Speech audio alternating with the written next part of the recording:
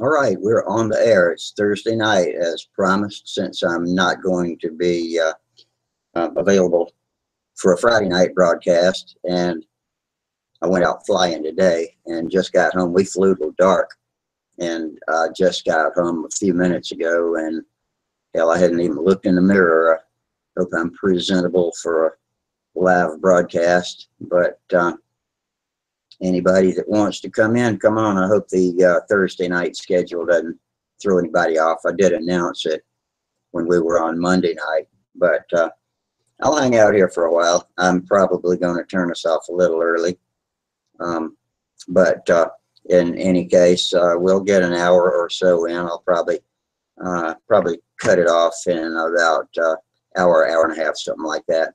But looking forward to everybody dropping in, and let's talk about airplanes or whatever you want to talk about. We had a good crowd on Monday night too, and I just learned reading about Google Chats that there's a maximum of 10 people that can actually join the live chat at one time, and so far we've had up to 9. We haven't maxed out yet. Maybe one of these nights we will. Gerald down in New Zealand was nice enough to give us a super chat by clicking the $sign at the bottom of the YouTube live chat window, and you may or may not be able to see that on your phone. I'm sure it's there, but it's probably hidden somewhere else. But that's great. I appreciate that. You know, make up for a little bit of the time and equipment. But it's been a pretty good week. I had planned on flying my P-40 today, maidening it. But today I had still to make a carbon fiber control rod, mount the landing gear and tail wheel, and bolt the power plant on. I believe I've already got a tank that's plumbed and ready for it. And that should have probably taken me about an hour and a half, being the slow worker I am. However, my son called me about 11 o'clock this morning and asked me if I wanted to come take a tour of the plant where he works. It's a custom sheet metal plant, and it's kind of a holdover job for him because he's a chemist by trade, but to be with his family, he moved away from Fayetteville, North Carolina, back down to Columbia, South Carolina, and you know, just picked up something for grocery money until he can get a job at one of the industrial plants around here as a scientist, as a chemist. And he showed me a Mitsubishi laser cutter, and I didn't ask him the dimensions, but he picks up steel sheets with a suction cup lifter, and a tray comes out of the machine, and he drops this on the tray to feed into it, and then of course selects the CAD program that's associated with the parts that he needs to cut out of the sheet, and lets it rip. And it was really interesting. I've never seen one before, and I didn't imagine it was quite as big as it is. He also took me to all the different stations in there and showed me all the different things they do. They make mostly stainless steel equipment for veterinarians, hospitals, and restaurants, all kinds of stuff like that, and anything anybody else wants. But that's what their primary customers are. And so I didn't get the P-40 finished, but that's okay. It was well worth it to go see that. You know, I worked in a machine shop or in a metal shop when I was a late teenager, early 20s, and learned how to arc weld iron and that sort of thing. But man, they are way over what we were doing back then. You know, we were building big stuff, but they're building cool stuff. And that stainless steel, the welding on it is immaculate. I've never imagined that joints could be welded and be so invisible without knowing what you're looking for. So that was pretty good. Hey, Jamie, I see you're on. Bad signal in the hotel room. Sorry about that. So I guess you can listen to us from YouTube and communicate if you want to. Looks like we got 4 viewers right now, and So hopefully some of them will sign in. I'll hang out for a little while. Like I said, I was talking when I had no viewers and mentioned that I hope the Thursday night schedule doesn't throw everybody off. We're starting late because I just walked in from a flying expedition, and I flew the Twister today, just flew some patterns, and we were expecting to have to mow the lawn. Got to the field, and the lawn had already been mowed, and they had even cut us a control line circle. Hey, T-Bone Tom is on. Tom Luciano says hi. Hello, Tom. Glad to see you. And Jamie says, yeah, listening for a few, or are we doing a hangout tomorrow night? No, Jamie, I'm not available tomorrow night. That's why I'm doing it tonight, Thursday night. And this is going to be a short one, too. We'll probably stay on for about an hour or so because I got to get in bed early. I got to get moving early in the morning and be competent on top of just being able to move around. So we'll have a quick one. Hopefully a few people will drop in and we'll get something going. We got 3 anonymous viewers plus T-Bone James and you two. That's all we got right now. But we'll stay around a little while and see who shows up. I got my Twister I've been flying. That's the one whose wing I rebuilt last winter, and it's flying great. No more trimming needed. And I've got an FP40 on it that John Tate of the Norfolk, Virginia Aero Modelers had tuned. And it gives me an excellent run. It does a beautiful chug around at 5 seconds in a 4-stroke. And when I pull up, it cuts like clockwork into a 2-stroke. And I'm really enjoying that engine. I was running it on muffler pressure, and I was having a hard time getting back-to-back needle settings. I don't want to have to fiddle with it in between flights, and I had been having to do that, and I always run muffler pressure because we got a lot of grass seeds and bugs and stuff out there, and I hate the thought of sucking that stuff into the Uniflow intake vent. And I always run muffler pressure, but I decided since I was getting such erratic engine runs, I would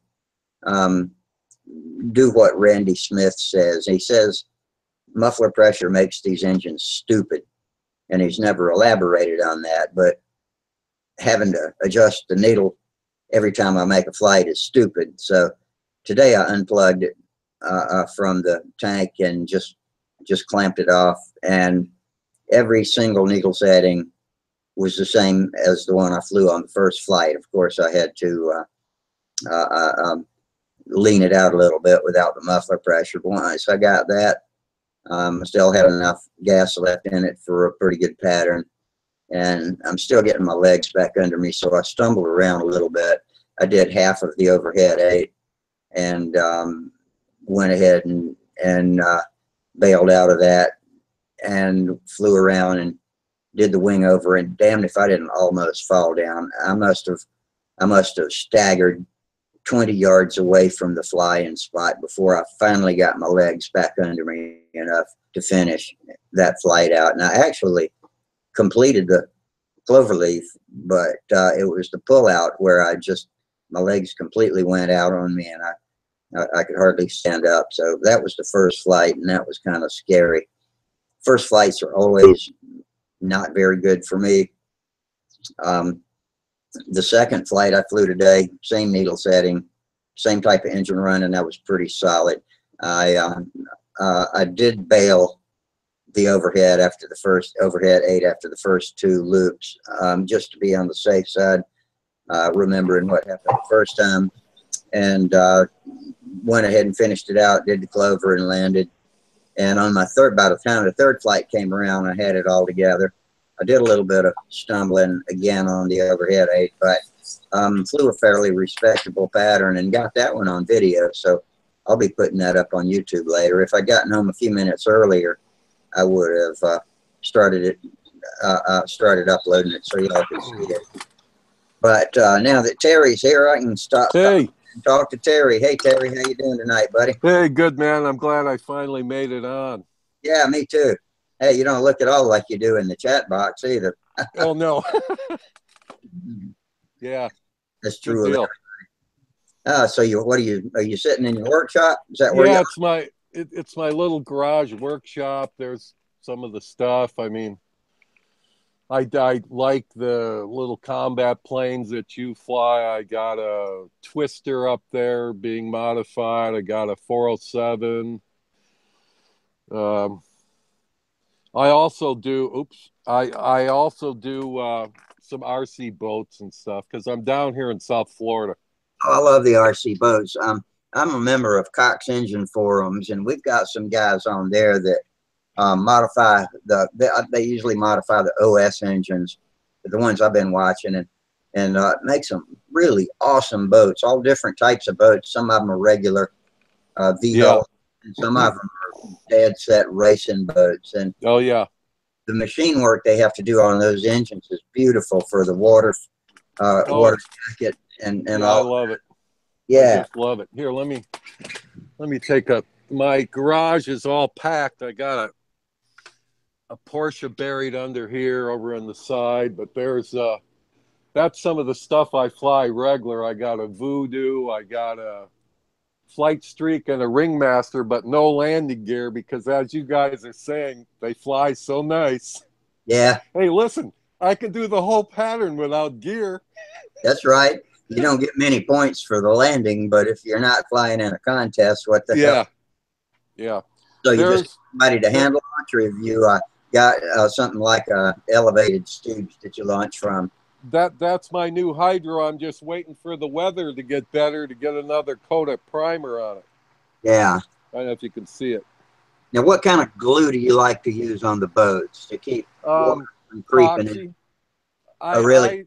Yeah, and what I do is I got to know Frank Tiano pretty good when he had the Super Hobby store here and started off the all the Top Gun stuff. And so I've used his Pacer Zap products quite a bit.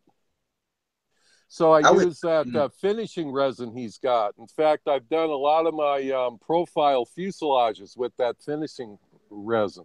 Something like West Systems or No, something like it's here. I just picked up a new one today.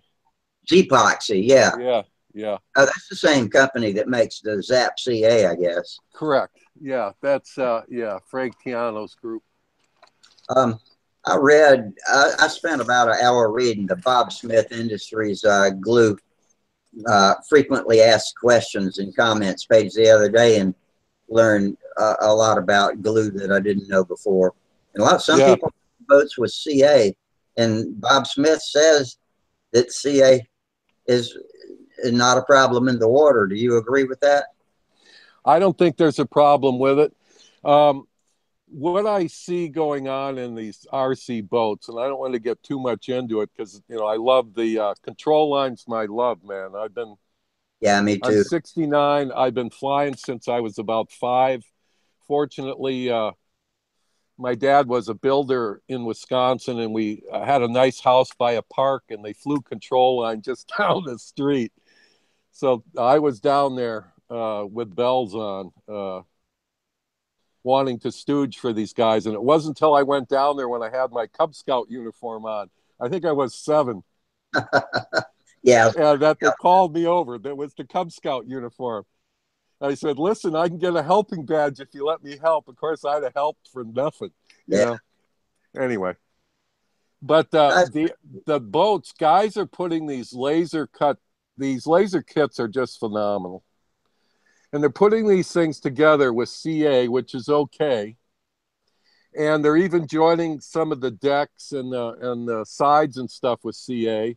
And then I said to the guy, well, how do you seal it? He says, well, I mix up about a quarter cup of epoxy. I pour it inside the boat and just splash it, dump it around. yeah.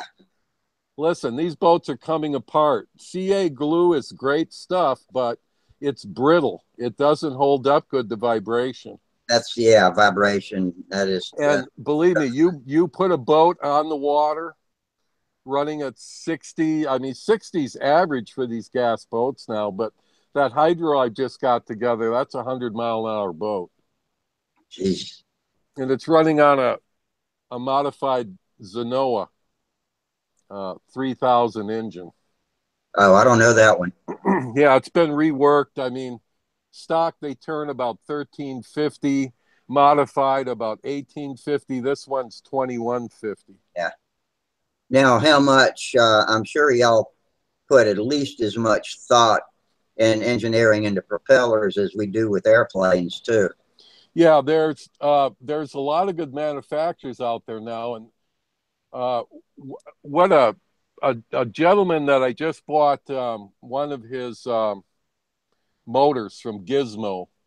I picked up one of his stainless steel props that he has cast, I believe, in China or maybe South Korea. Yeah. And I balanced it up. It was a $65 prop, but holy smokes. I mean, I'm going to put up some video. I put it in a boat that I consider a boat just to test motors and test props. And that boat has never run that fast. In fact, I couldn't even get full throttle. The boat was just blowing off the lake, and there wasn't much wind on Now, Sunday. do these props resemble full-size props? Oh, yes, yeah, yeah. In fact, next time you come on, I'll have a little better show and tell range. I'll show you what they look like. Okay. But they're about a 2.5 inch to 3 inch diameter. I'm using 2 and 3 blade cleavers, but they're pretty much scale of the real cleaver props that the ocean racers run here. Like the Geico boat is just up the road, and they practice all the time, and they got like 3 different boats. They're really quite a team. Now, did I understand you right? You said you run a lot of 60 size engines in the boats? Well, the boats, I used to run all nitromethane boats, a lot of K&B motors. In fact, I really like the K&B outboards. And right before they went out, they had a 90 size outboard. And I built a tunnel boat for that. In fact, I've got it, the prototype, but then they bellied up and there was no need to go cut the kit because there was no more motors. Yeah. But I've heard my last name is Forbes. I don't know if that rings any bells with you or not. I mean, it doesn't mean I'm wealthy, but I have connections. Information is power. Yeah. So Okay. I don't have any. So I don't have a whole bunch, but K&B is coming back, and the same people bought out Merco Fox. So it's going to be remanufactured here again in the States. They're coming back with all the K&B and the Fox stuff. Yeah. And I think it's going to be great. And they're moving it all over to CNC, except for, I believe, the Fox uses those, is it a lost wax mold for their cases, I believe. Mm-hmm. So they still may do that. But, yeah, I heard that from, in fact, there was some people about 6 months ago looking for venture capital. And that's basically what I do. That's how I heard about it. So, but that's good news. Now, do you do competitive events with the boats? Yeah. I like racing, but they have NAMBA, which is, or is that the new one? There's 2 of them now. There was the National Model Powerboat Association, which is NAMBA, and then American Model Powerboat Association, which is the older one. And it seemed like the older one was just a bunch of old guys trying to make up rules against the young guys who had the faster boats. Mm-hmm. and now I'm in that older guy realm, and I'm not for that. But so we started this NAMBA group, but it started to get that way again.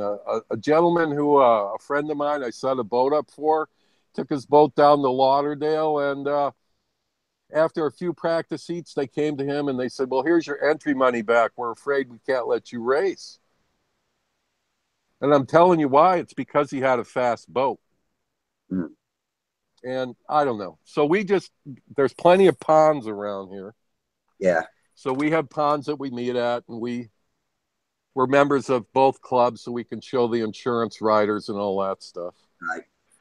But yeah, I race, but just more, it's like I've got a new kit coming. Zip Kits, by the way, great company. And for somebody who's not ever experienced a boat, they have a kit I just reviewed. It's called in fact, here it is.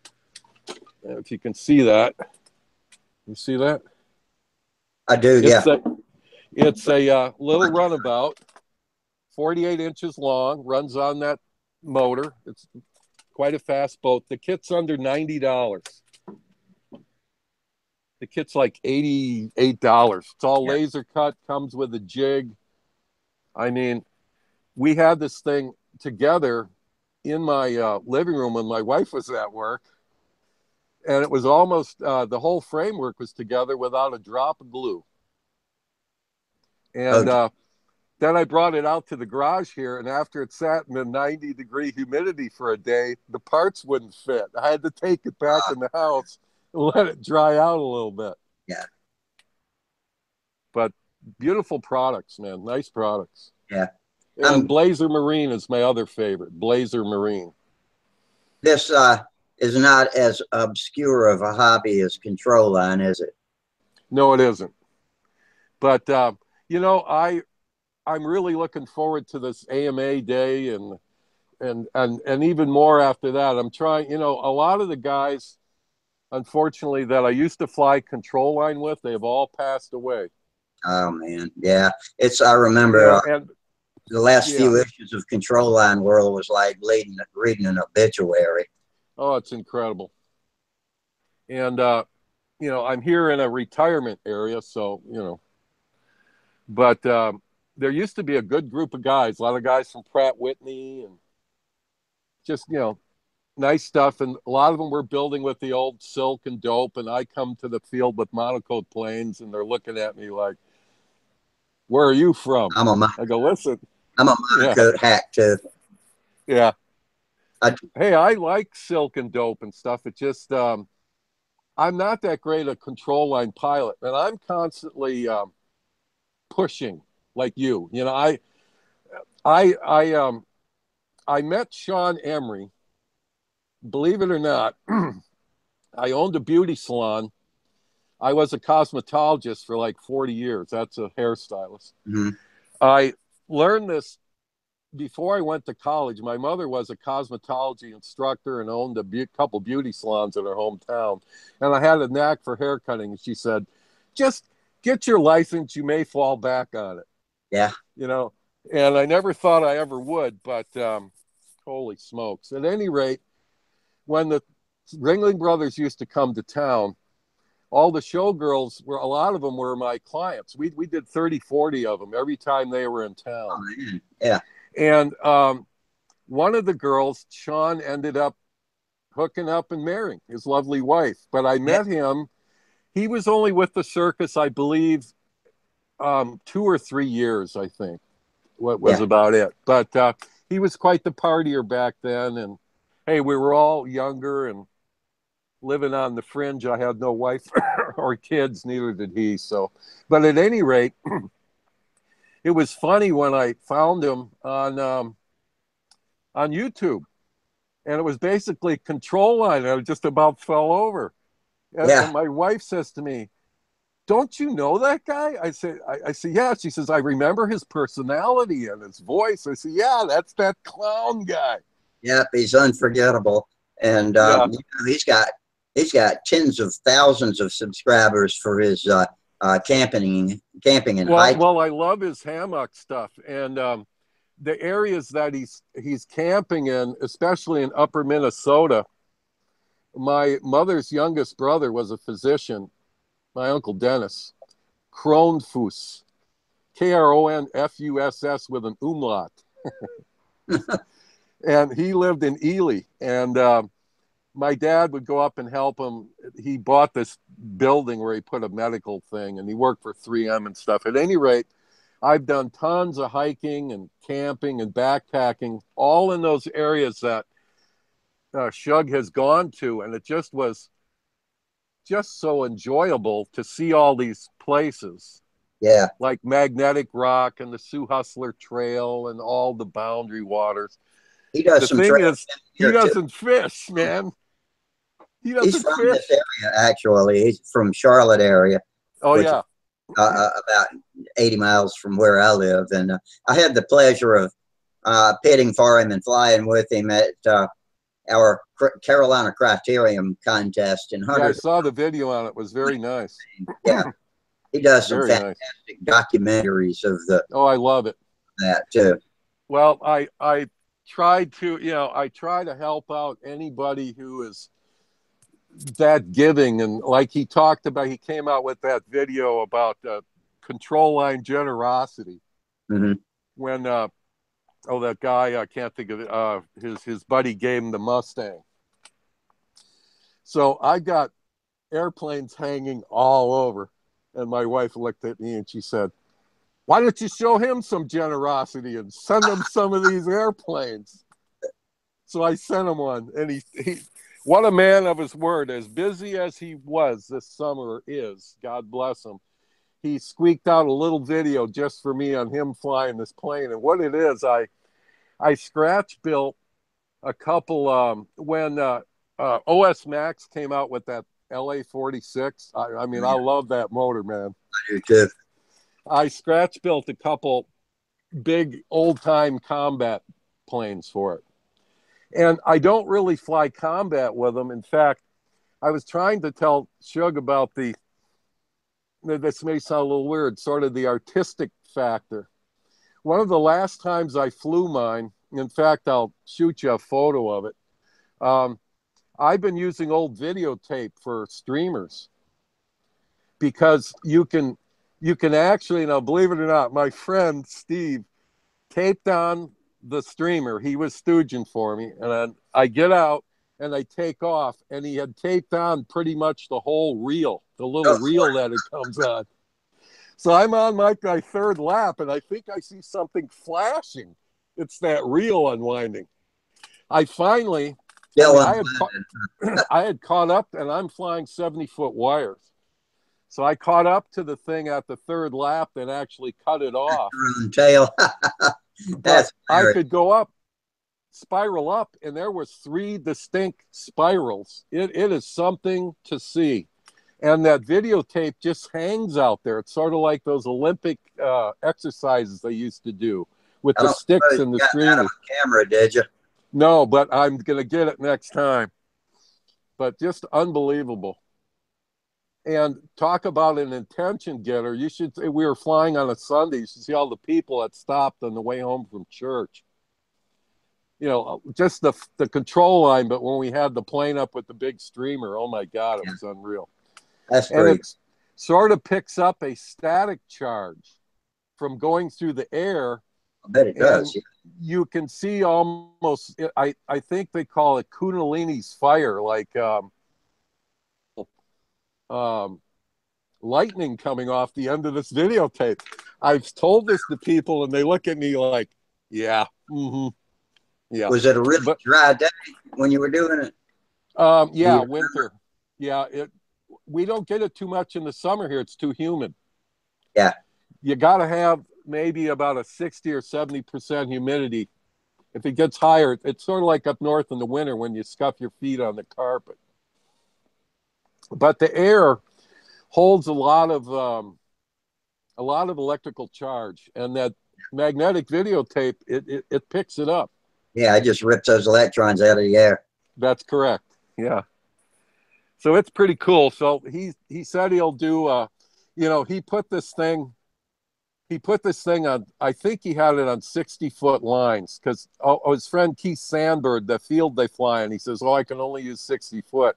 I said, "Man, you got big cojones if you're going to fly this on 60 foot. Oh, he did it, but he was busy. Yeah. Well, now let me ask you this: that videotape, was it magnetic tape or was? Yes.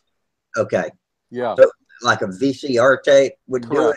Yeah, okay. Old VCR tape. That's it. I can probably find one of those. I might have to try this. Well, you know what? I when I walk and stuff at night, we have recycle and stuff, and the other day a lady was throwing out a box of videotapes. I carried those babies home. This is definitely on my bucket list now. Yeah. I'm going to have to dig up an old VCR tape. I'm sure I've got one. Yeah, and you could hook it on anything, even on one of your stunt ships. Oh, yeah. Very little drag. So, and don't be afraid to put out a couple 100 feet of that stuff. I used to tie short streamers of crepe paper to my little planes that I used to, I got a lot of video. Combat, yeah. I used to fly them in a churchyard across the street from my house. And when I started videoing them, I tied 4 or 5 foot streamers to them, and it sort of stabilized them. But it stabilizes them nicely. And it made it easier for the camera to watch too. Yeah. Plus, I've got to run and grab my charger here just a second. Okay. On the big plane, it really helps manage its speed. And the nice thing about it, you don't lose any of the torque or the power, because it'll pull you to vertical, and you can hang up there a little while. I mean, the lines will go soft a little bit, but not much. Not much, especially with that 46 on there and a 12.6 prop. What do you like to tie your streamer to? Some of the combat guys, they tie it to the control horn on the elevator. Yeah. I've got mine there, and then on this one, I've got it right here on there's a little part here I tie onto right there. Yeah, like my little Satan, that's where I tie it.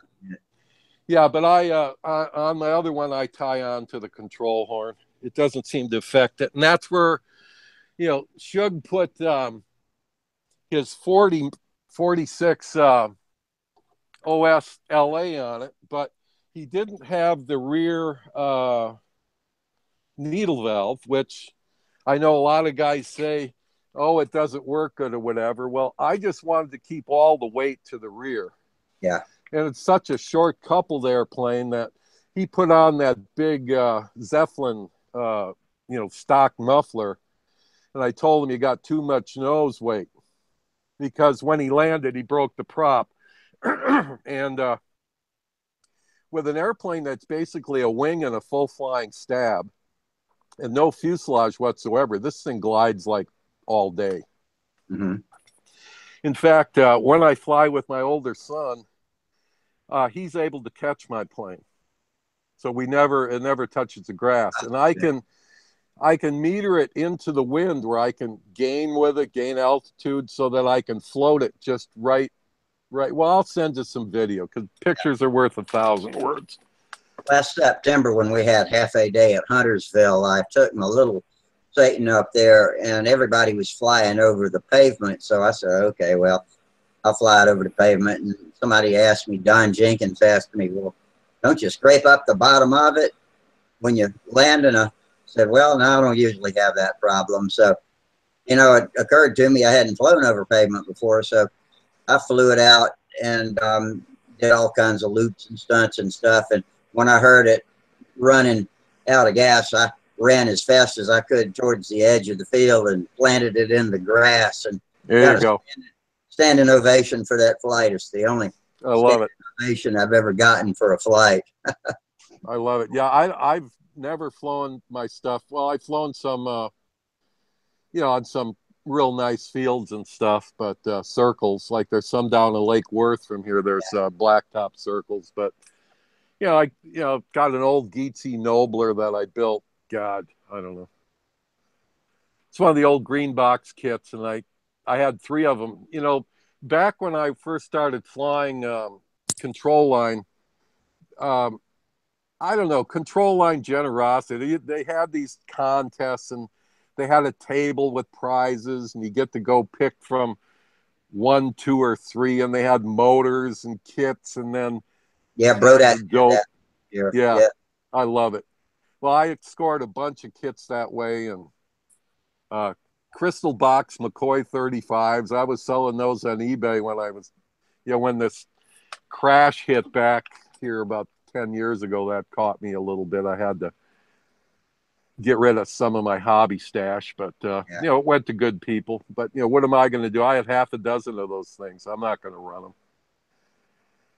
But I just love control line. And people don't get it. People say to me, you know, I walk every day and I carry my fishing rod down to the bridge. Like when you were going to Cape Sandblast or wherever you were headed, I was trying to text you, hey, what are you using? You know, come down by me, I'll hook you up with fishing. Yeah.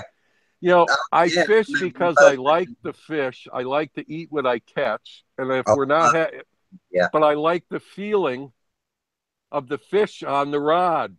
Mm. And unless you fish, you don't get it. Now, the control line's the same thing. Yeah. It's the same thing. You can't explain it to people. You You know, are a part of the machine when you fly yeah, control. you know, I fly a lot of RC still, and people, a lot of good RC pilots do not realize the forces that they're requesting these little servos to do. And I don't give a shit if you got a 36-pound servo. Just because you yank back on the stick, things aren't going to hold together if you're in a dive and stuff. And I see people ripping controls off planes, especially, you know, ARFs are good in one respect, but I think they've really damaged the hobby. And that's just my own personal view. I'm not a big fan of them. I've only had a couple. One of them I'm finishing up right now. You know, but I see people come come to the field, to the park, and they've got some of these air hogs and all these other ARFs, or even some Great Plains ARFs, and they barely can get the motor started. And I go over there and try to talk to them, and they haven't even checked. You know, I see the guy's got the battery floating around in the back of the fuselage. He didn't even look at the instructions. You know, it's not going to balance, and the battery's dangling. It's going to change the CG as it flies around. Yeah, and it's going to unplug. Yeah, that Most too. likely it'll unplug too. Anyway, you know, they're what I call a 15-second thrill. And, you know, most of them fly into the trees or into the pavement, and that's it. You know, I had shoe boxes.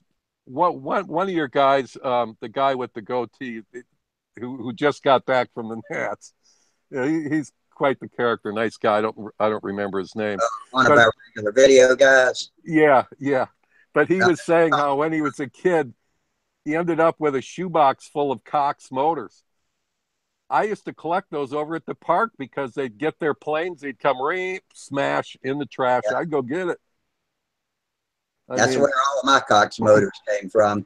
Yeah, incredible. But you know, and I tried flying those Cox planes, and you know, the PT-19 they had flew okay, but you really couldn't get control line performance or feel out of those plastic things. Yeah. You just couldn't do it. If you put a Killer Bee in a PT-19, it'll jump around and fly pretty well. And, yeah, it moves. Or retrofit one with a TD. But yeah, what I'd like to have, and we were talking about the other night, is a Hyper Viper and retrofit that with a TD. Oh, wow. And are you familiar with the Hyper Viper? Yeah. Oh, yeah. And it looks, for all the world, like a bona fide stunter to me. It does. And I would love to have one. I never will, but I have drawn a profile version of it with flight streak moments. And I always talk about putting that together, maybe size it for an TD-09 or. Boy, that would be a nice little plane, you know, and Brodak's looking for stuff all the time. And I think, I think this hobby could be saved. I really do. If we just get out and fly. And the thing is, you can't have a kid come jump on your handle. I've trained a lot of people to fly, but yeah, you just can't give them the control. You know, you got to. One thing we do at Joe Knoll every year is have the control line circle, and it's open to whoever wants to give it a try. And we got several good guys. My club, Metrolina Control Line Society, pretty much runs that control line part of it. And we have, 1,000 people over the period of a week come up and fly. And so I feel like we're doing something for spreading the hobby and at least reminding people how much fun it is. Yeah. The RC guys come over and, oh, yeah, man, I can do that. And find out it's not quite as appears. Yeah, it's not quite as easy as it appears. Mm-mm. No, it's it's a thrill, and I find it a real cure for stress and everything else. And I love the building, and I don't know, I just like it.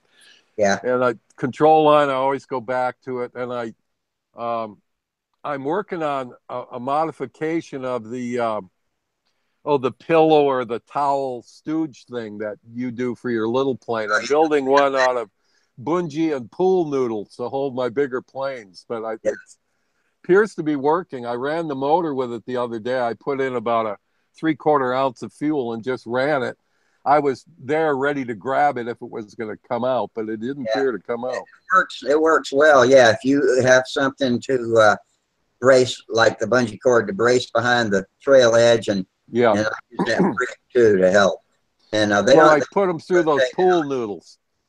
Yeah, I've got those pool noodles and the bungee cord. So the pool noodles are sort of like roller bearings, but they're held down by the bungees against the wing. It works pretty good. Yeah. But yeah. So where are all the other guys? Nobody got the notification, or? Well, we got a couple. Jamie Holford's watching us right now on YouTube, but he's in a hotel room and doesn't have enough bandwidth to get on. But they're over in the chat section. So is excellent. Tom Luciano's over there. Rusty, I've seen Rusty on and off. It must be for 30 years. I don't know. I hit tournaments, and then I'm not flying because I was always, for the past 50 years I've been running like crazy, and I just retired, so boom, done. Yeah. And but I've seen him. He's a hell of a builder, and I watched his Bob Hunt interview. I met Bob Hunt, of course, many times over the years too. And you talking about Sparky? Yeah, Sparky. Excuse me, yeah, Sparky. Okay.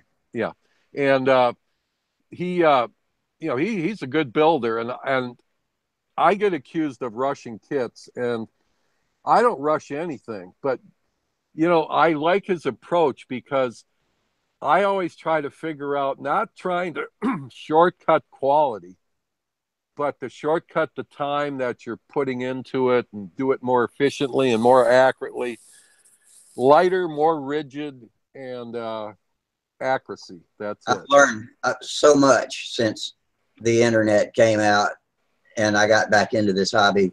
And like you, I've been flying since I was a kid, maybe 12 or something, but I never knew much about what actually made them fly and fly right. And now, I've learned so much lately, and never, I didn't even know planes bigger than half A existed until I got started in it back about 2012, I suppose. And he said, man, you got to try one of these and feel the pull on the lines. And so one of my buddies at my RC club came out, and I was to fly his shoestring. And well, he wrecked it into a million pieces before I got to fly it when the handle came out of his hand. And so he was so mad, he just said, here, it's yours. So I took the tank and the engine off and took it home and thought, man, what am I going to do with this big old thing? And later on that winter, I started putting it back together, and that's what I flew. And that's when I met my buddy Wayne with the same club, and he taught me how to fly the pattern. And so I never went back. That's what I've been doing ever since. Well, that's excellent. That's how it starts, man. Yeah, once I saw those bigger motors, I was hooked. I mean, I still like the, I've got, I got the Black Widow, and then I've got the one that I think it's a Texaco motor with that slide muffler thing. Yeah, and the tiny Venturi. Yeah. It's not a very powerful motor, but it flies. They can be so maddening, though. There's many places to get air leaks, and a lot of people don't even realize there's a flat washer gasket around the tip of the Venturi where it fits into the breather. Correct. And in the back, and that's the source of so many problems that people don't even realize is there. And different air leaks, and it's just the non-tanked Cox engines work a lot better. Oh yeah, well that's more or less what I have in the house. I've got the TDs, and I even have a couple Junior Satans with the Cox 15s, and those are monsters. Those planes are little monsters. You can run the Reedies like a killer bee on a bladder too. I've put pressure bladders on them, and they run great that way. Unreal, yeah, yep. Well, if you can, like I know you do dialysis, right? Monday, Wednesday, Friday, yeah. All right. So I have a dialysis center near here. Are you covered wherever you're at?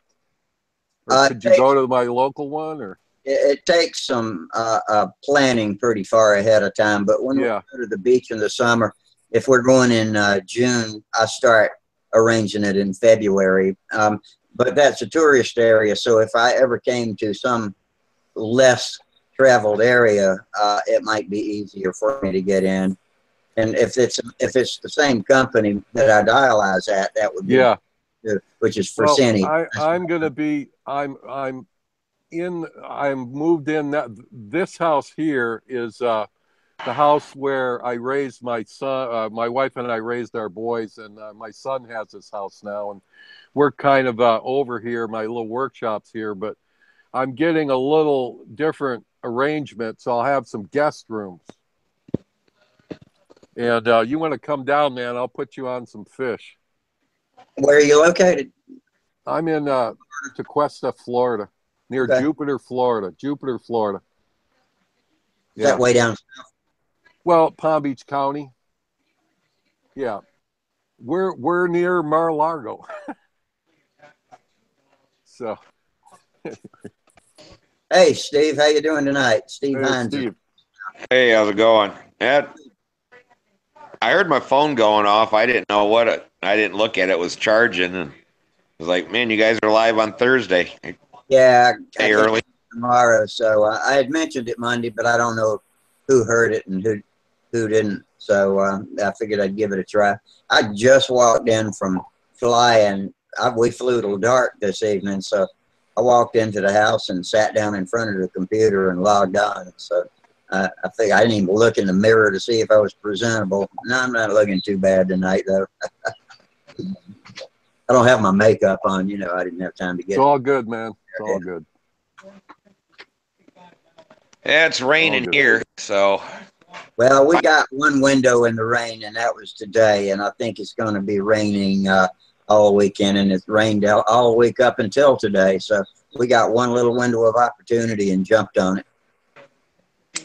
Went out and flew some patterns, flew the twister. I didn't get the PT-19 ready in time because the one thing I had to do, I didn't have time because I had a surprise tour of my son's plant where he works, and I wasn't going to pass that up. So I just took the twister out and flew it again, my Tasmanian twister.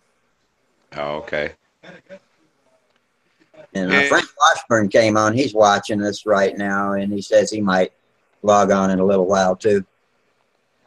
Oh, that's good. I'm going to take off early tonight, though, so we're probably going to go for another half hour, and I'm gonna call it quits because I got a big day tomorrow, so I need to be rested and competent when the sun rises. But I'm glad y'all came on anyway. I was afraid nobody would show up, but Terry bailed me out after I'd been talking for a while, and I'm glad to meet Terry because you've been over on YouTube forever now. And yeah. That was you I sent. Was that you that we? Yeah, like somehow your email wouldn't come, and I couldn't get yours. We can't seem to email in either direction. I don't know what's up with that. Crazy. Anyway, but I was able to get my phone working. I was a little, I don't know, I like using the laptop. Evidently, you got good bandwidth, haven't it? Because you got a solid connection. Yeah. Well, I upgraded all that stuff just recently.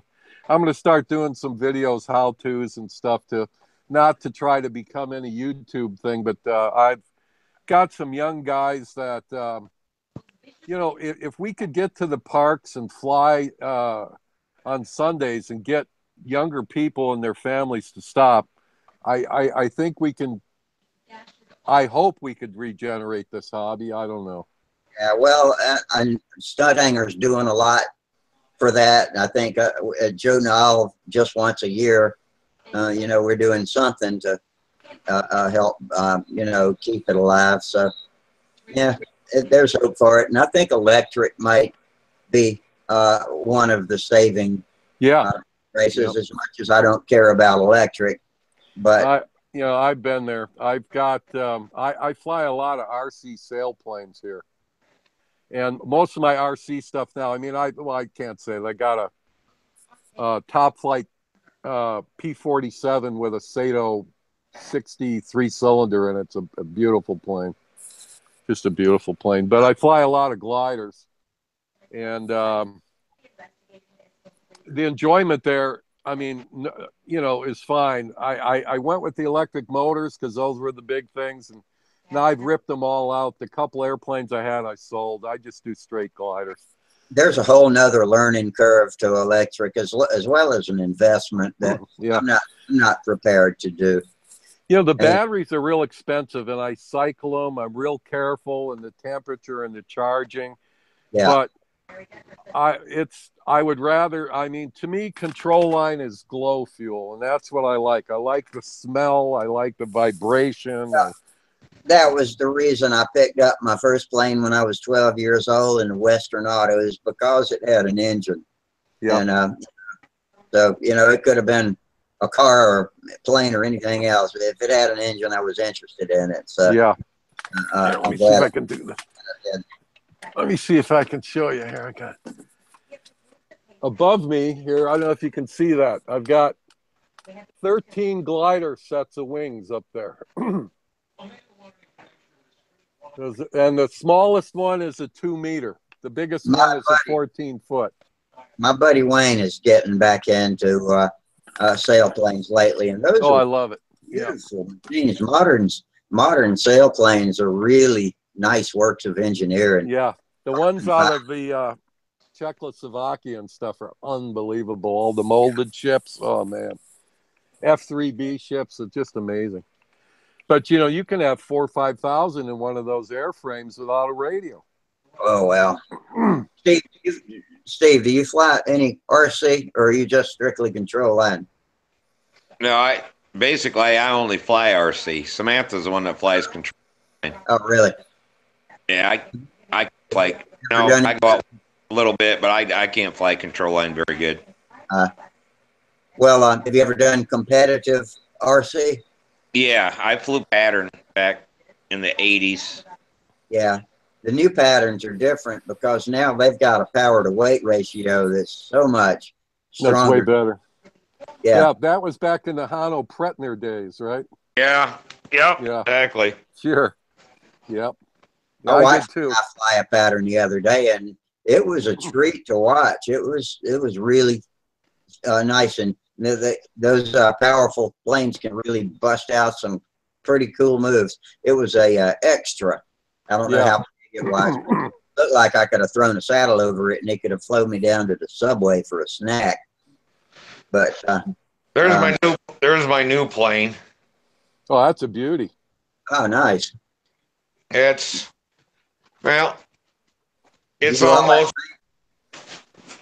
taller than me. I don't know if I can do it back this way or not. Oh, that's a beauty.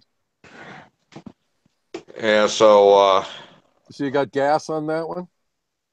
I have a YS 115 in it. Oh yeah, good motor. So, but yeah, I don't know where I'm at with my damn picture. There we go. I got to finish it up. It's just about ready to go. I got the motor back out of it, but I had everything all mounted in and stuff like that. And does Sam fly remote control too? No, it's a drone or a quadcopter. Right. We got one we fly around in the side of the house and stuff, but that's about all she does. Yeah. How'd she get interested in control line? Just from you piddling with it?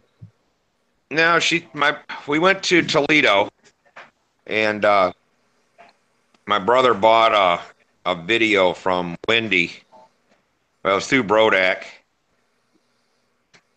They had their old VHS tapes. And I think John had them there for $1 a piece or $2 a piece. And my brother bought a couple of them. And Samantha was bored one Saturday and put it in, and she watched it. She said, "I want to do that. I want to really fly them airplanes." And a week later, I went to a fly-in, and a guy had a table sitting there selling stuff, and he had a little old 49 Sterling Mustang with a baby bee on it and stuff. He wanted $5 for it, so I bought it. Had to put a new bell crank in it, and I flew one time on the handle.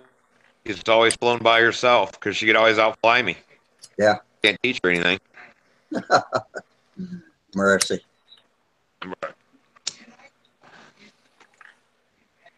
I was flying pretty good a few years ago. I about had the beginner pattern all down. I could do everything in it. I was just putting it together. But I got vertigo. I got a damn ear infection. Me and my brother both got it. And I couldn't fly, and now I can't fly. I can't fly inverted. I can fly inverted. I can't walk and fly inverted for some reason. When I started flying inverted, it was like I'd never flown before. You know, relearning, not getting dizzy. I was surprised. I had not expected that. But now inverted, I can fly inverted better than I can fly upright now. When I'm back in control line because I hadn't did it in 30-some years. I can fly inverted fine. I got that damn vertigo. Now I can't walk in the other direction, fly at the same time. I don't know what it is, but it's like I lose my balance. Something with my balance, or what? It gives me a weird feeling trying to turn. I can turn left fine. I just can't turn to the right and fly. Yeah, it's an inner ear deal. Your inner ear got messed up with that infection, I'll bet you. Yeah, that's where all your balance comes from. You know, a friend of mine had that same issue. Honest to God, he had this issue. We do a lot of free diving and snorkeling here, and we were up north of here, up in Stewart, and the water was not good. And I said to my buddy, "That water's not very clean. I don't think I'm going in." Well, he went in. He got a few lobsters. He came out. He had the worst ear infection for about 6 months, and he was so bad that he couldn't tip his head back. He would get dizzy and have to grab something. Well, that's what happened with me. I couldn't even fly RC. Yeah. He was riding in an elevator. The doctor said, "I don't know if this will ever go away." He was riding in an elevator, and the elevator stopped kind of quick, and his ears are fixed. Holy shit. It's the liquid in there's little hairs or something like nerve endings in your ear in that coil. And you get a bubble when you get an infection, and that's why you got that vertigo. Doctor should have gave him a whap upside the head. I don't know. I mean, this is the guy that put the streamer on my plane, okay? So he wouldn't, and all I know is all of a sudden he's able to fly. He goes, "You want to fly some patrol line?" I said, "Are you all right?" He says, "Yeah, my ears are fine." He says, "We were in Atlanta at the hotel when the elevator came down. It kind of stopped. My ears popped. I'm fine." Damn. Okay, that was a great look. So, I don't know, if you come down here, I'll get you up in an airplane. We'll pull some real G's, and then that'll fix you. Yeah, they have to do something. I don't know what it did to me, but it was some kind of virus, Yeah, it'll mess you up, man. And I kept telling my brother, we're out flying Samantha, and I kept saying, I can't fly this anymore. And they're like, "What?" And I'm like, it makes me angry. There was something about when I was flying, I had to concentrate so hard or something. Mm-hmm. I get mad out there. I just feel angry and stuff, Wow. And then I couldn't do wing overs because if I lifted my head up, I almost fell on the ground. And but I can look up okay and stuff now, and I can fly right. Get better. You'll get better. I can't turn to the right. My brother got it. he hasn't been, you know, he could fly most of the pattern, and now he can't even fly the beginner pattern since he had it. Wow. It does with when you're following that plane, it does. You don't know where you're at in space. Mm-hmm. My problem is that I was down so much this winter for various problems. I lost my leg strength, and I'm having a hell of a time balancing out there now. And I don't get dizzy. I just stumble, and almost fall, and mostly in the overheads. In fact, after I pulled out of a clover leaf today, I started stumbling, and I must have stumbled and trotted 20 yards away from the pilot circle, trying not to fall down, and I finally got my feet under it. And about that time, it ran dry and cut off, and I was like, man, I did not want to bust that twister again. But that sounds like inner ear. That's what I have. That's inner ear. Yep. You go up over your head and stuff, and next thing you know, it's like you don't know where your damn feet are at. Yeah.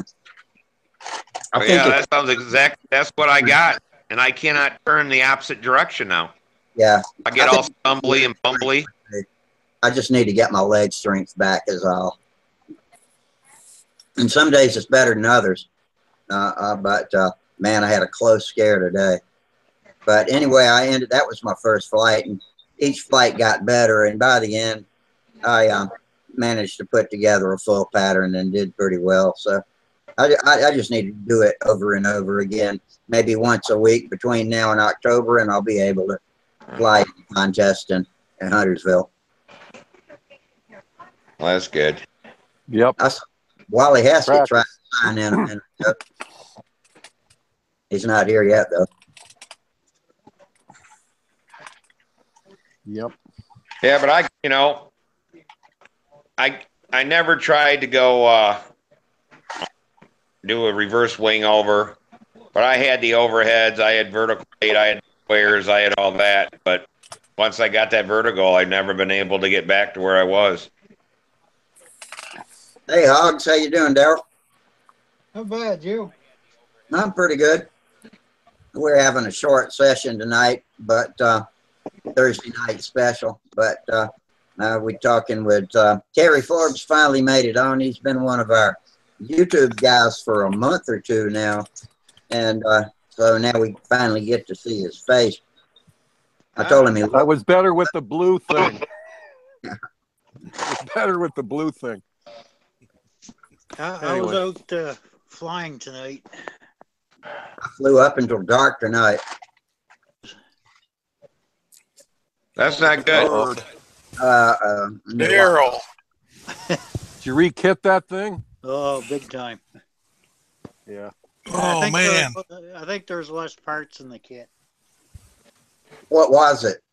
It was a Skyray. I thought that's what it looked like. Yeah, it looked like a Sky Skyray. Racer for. Pays to have a backup. Yeah. What were you doing when it hit the ground? First thing I should have done was stayed home. I've had those days. Actually, the plan was to do a reverse wing over. Like, I did one flight, and I screwed up just about everything. And I had a couple of close calls, and I should have said, you know what, I'm off my game and went home. But it's obvious I didn't. So I was just doing my practice routine. I got into the reverse wing over, but I started pulling out like you normally would. And I said, oh shit, I'm supposed to be doing a reverse. And for some reason, I yanked down. Changed your mind in the middle of that turn. Yep. That's a bad turn to change your mind in. I wasn't even thinking. I just did it. And I stuck that thing in the ground like a fence post. Literally, it was straight in. I buried my Skyray all the way up to the lead edge one day. Yeah, I didn't.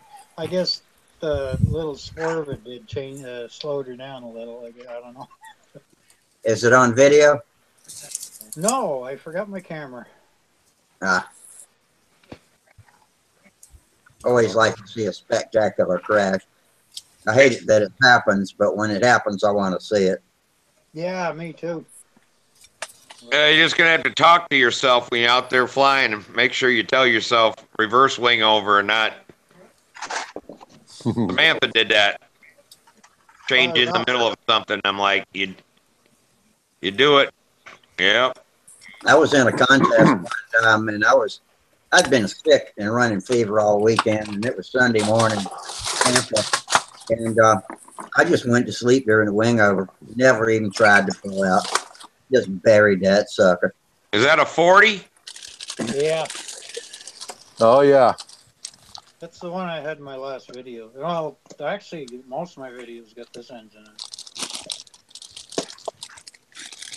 I got the topsoil out of her and everything, so we're good to go and bolted in my new ray. I've had this one for sitting around for 1.5 years, ready to fly. Yeah, you know, I don't know if you got a green thumb or not, but if you plant them, they won't grow new ones. No. Yeah, you can leave them. You can leave them there forever, and nothing ever sprouts back out. No, just a little bit of mold if you leave them there long enough. Moss. Gophers use it for a nesting material, although I don't think they'll come out for a couple of days.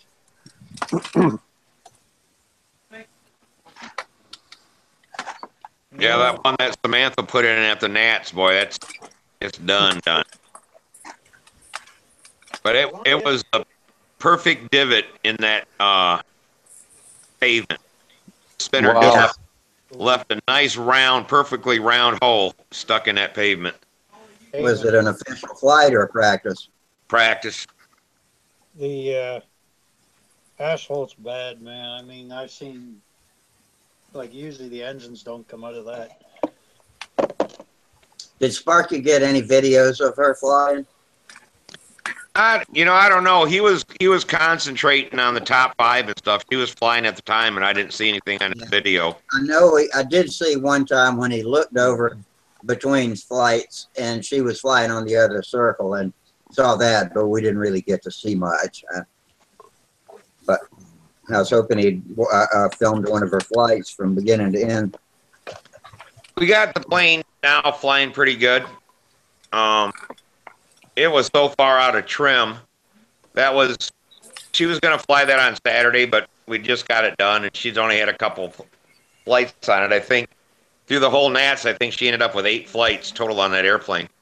But once we got home, we got it going. But that electric Vector, man, she could fly the crap out of it. She was flying 530 point or 530 point flights there, Brodak and shit. She even got better with it. I mean, she was. But yeah, I kept telling her. That's good. I'm like, you're missing the, on her outside squares. I said, you're not getting completely straight coming down, You got to turn it more. She cranked that damn thing, and that push rod let loose, and that thing went straight into the ground. I said, well, you had it straight that time. Yeah, I practiced a few of those square loops tonight, too. I like the outside square. That's one of my best maneuvers, and my favorite maneuver of all is the square 8. I just love flying that stunt. 17 turns in one. Yep, 17. Yep. Hey, Steve, are you guys going all electric? I don't know. We flew the SV-11. That's got a Rojet 76 in it, and flying that pretty good. And we got that Tempest. That's got the Merlin 40. But if I'm not around, she can't fly because she ain't gonna start it and tune and stuff like that. So with the electric, she can put the battery in and hit the button stuff, and any of her friends can go out with her or whatever, and she can fly and practice. So that's kind of been where it's worked real nice with the electric. Hi, Michael. How you doing tonight? Hanging in there, all right. A little bit, having some fun with my health. Sitting, waiting for the VA to tell me anything. Yeah, we're just having a Hello. short Thursday night session tonight. I'm probably signing out of here in about 10 or 15 minutes, but figured I'd squeeze a little bit in for the end of the week, and then we'll be back Monday. Okay, I'll probably try to touch base with you Monday. I've got a heck of a weak signal right now. I think my internet is marginal at best. You look okay on this end. You're broadcasting right. You came in Getting in and out volume-wise on me. Yeah. Minnesota Mike's watching us. Hi, Mike. So, what, the VAs won't give you any answers? Of course not. Yeah. Well, that's like I was talking to Jeff Trexler, and he'd went in for stress test and all this kind of stuff. He's having problems, and they think he's got an aneurysm. Oh, shit. Uh-oh. But Great stuff.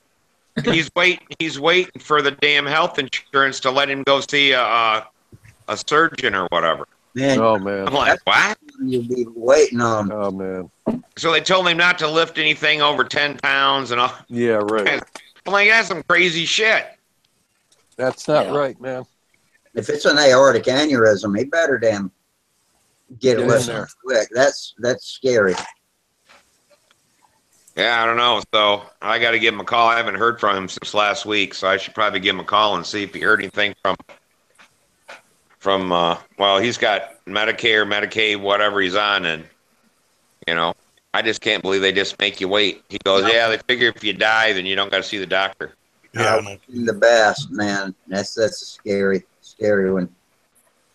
Yeah, that kind of hits close to home with one of the things I've got going on. For some dumb reason, I've got an elevated amount of thyroid, hyperthyroid, and that can also add to the risk for an aneurysm. Between that, deteriorating discs in C4 through C7. I've got Interesting right now. I've got elevated age, and that's the most dangerous thing I've got, I think. But I mean, Elevated age. I'm getting that way too. Well, Mike, I got a solid bone from C4 to C7. They took mine all out and then put a steel plate in there and put a bunch of cadaver bone in it and said, there you go. No, that Wow. sounds like a joy. Not. Yeah, 4 operations to get it finally where it's at now. all right, my DeGeezer video hangout's rolling now. Yeah, we're a bunch of, what do they call them? The Dilapidated Control Line Club. We're all Yeah, That works. We're about average for all control liners across the nation. seems that way. we go fishing over here on the lake and they call it Medicare Beach. Oh, Medicare. Daryl, how long does it come before cold weather comes back where you live? Usually about the end of October. I was asking Oh, about Daryl. Daryl. Sorry. Hey, Darren. yeah, it's already started in the evenings. Oh, mercy, really? What? The leaves are starting to change in the trees. Oh, boy. That's early. Yeah. Well, that's good. The only, Highly modified flight streak. With my number Wow. on it, finally. I got an airbrush to work with. All right. Cool. Yeah, we've been getting into the 50s here already at night. They said that we'll lose over an hour's worth of sunlight in the month of August. oh yeah. Oh, boy. And then to add insult to injury, daylight saving starts 6 or 8 weeks after that. So, They're talking Yeah, about they Mhm. hate that stuff. they're talking about trashing that here in Alberta. Yeah, we're actually getting kind of coolish here. We haven't had our usual week or 2 weeks of hundreds plus at We've all. had And it's unseasonably lows all week here, too. Yeah, we're supposed to hit about, in Fahrenheit, probably about 78, 79 here tomorrow. The nighttime. We've been unseasonably low here in Columbia, too. So I got me a flight streak too. Yeah. My flying instructor gave me this with an OS 35 Max 3 in it. Oh, gee. Wow, that's a nice what plane. had- Love those I was engines. just showing you had a Max 329 in it, but I wasn't impressed, and I think it was pretty much dilapidated and worn out. My I dad love blew that Max a lot. S35. That's a wonderful engine. I got one in my shoestring, and it'll run a classic 4.2 brake. It's just wonderful. Yeah, I I mean, don't have a muffler on mine. yeah, this one still has the OS plug that came with it for keeping the crap out of the engine there. Oh, gee. Factory OS plug, and too bad I didn't have the box for it. If you got a muffler for it, I might It takes- have a tongue muffler that'll work on it. it takes a strap on, doesn't it? That one will, and I'm pretty sure I got a strap on up there. Cool. But that one, like that airplane's like 40 years old. I'm guessing this one is too. I had that tank. I found a tank wasn't leaking to put on it to replace the tank. I think had an air leak somewhere, except it's about that much longer. So I notched the leading edge and put plywood in to get the tank in it. There's not much room on those. Flying out that whole tank.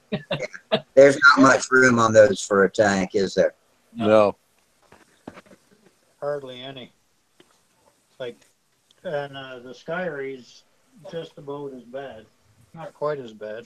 Yeah. If you want a 4-ounce profile tank, I think you're shit out of luck on the Skyree.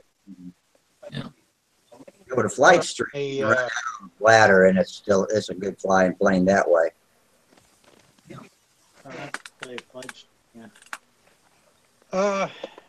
I'm half thinking I've got a profile tank that's the same style as was on that flight streak, but longer. I'm guessing it may be a 4.5 or 5-ounce tank.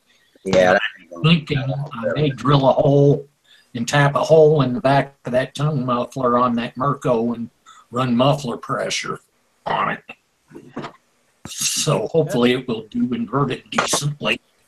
Arky likes the muffler pressure. Right? Yeah, I run muffler pressure on most of my stuff. I do too, but I had a problem with running back-to-back good runs with the FP40 I've got on my twister, and so today I decided to try to run it with just the open uniflow vent, and it ran much more reliably. Mm. Randy keeps saying that pressure makes those engines stupid. He doesn't elaborate on what it means to be stupid, but it's stupid to have to adjust the needle valve for every flight. So I figured it's stupid enough for me, and I tried it without the pressure, and it ran better. Ran a lot better. I've been running Uniflow on these things.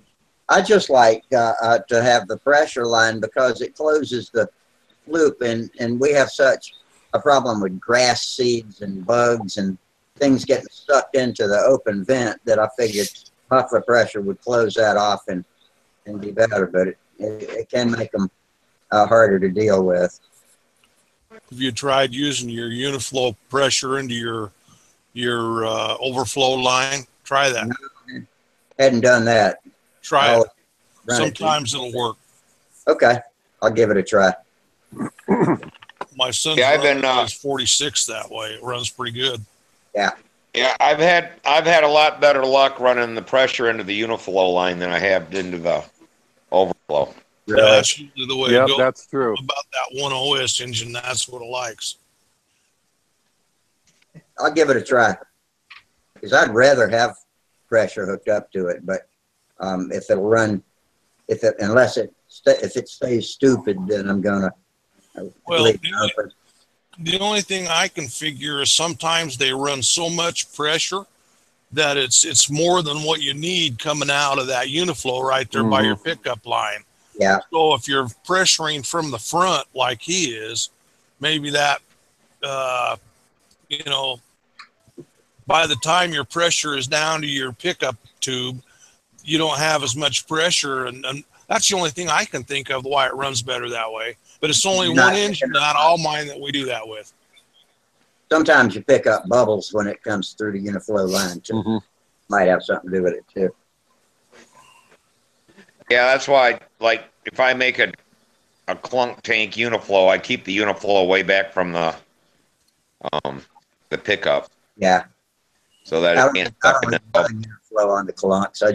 I make 2 vents and turn them straight up, wrap them with copper, solder them together, and they're just up against the ceiling of the tank with a beveled end so it doesn't suck up to it.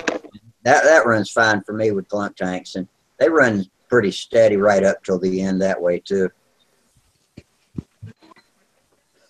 Wonder if anybody will notice the red blind nuts off my old plane on this one. Hey, have you guys tried? You're even evolution? recycling your blind nuts now? Oh man, Hey, I'll man, send you it's- some. Forget it. I'm a I'll friggin' send you some. Scotsman, man. I use brass inserts, threaded inserts wherever possible. Me too. That's Me where too. I'm I going, but switched I'm to gonna those. use steel ones. They don't rot out as Tie like rays those are so nuts damn get narrow loose. on the front, you don't got enough meat for them. Eh? Yeah. Well, guys, I got to hit it. It's 11:30, and I should have been in bed a half hour ago, but No shit, yeah. I'll try to catch you guys next week. You're not missing much. We're going to turn it off early here in a minute anyway. All right. I'm going to call it too. We'll touch base See you, with Mike. you. See you, Steve. Monday. All right. Take her easy, guys. Yeah, thanks for coming. See you later. See ya. See y'all later. Yeah. Yeah. Just about finished cannibalizing my other one anyway. Well, that's good. I'm glad we developed a crowd anyway. I was beginning Yeah, I was surprised. I happened to come on YouTube for a minute to check out some engine videos, and I seen the deal that you were on, so well, I'll kick in there for a little bit. So yeah, there's going to be no Friday night, I take it? That's right. I've got other things to do tomorrow night. I figured I'd do a Thursday night, and it was a short one at that because I just got home from flying. We flew right up till dark, and so I ran in the house, sat down in front of the computer, and turned y'all on. And so I got a big day tomorrow, so I'm going to go ahead and close it up. Take it, But I appreciate y'all coming. Let's go ahead and close it up now, and I'll be back for a full session on Monday night. So, Hey guys, enjoyed it. All right, so for as my usual closing statement, we appreciate everybody coming and the YouTubers too. And so till Monday, tight lines, fair winds, and we will see you later. Good night. Good night.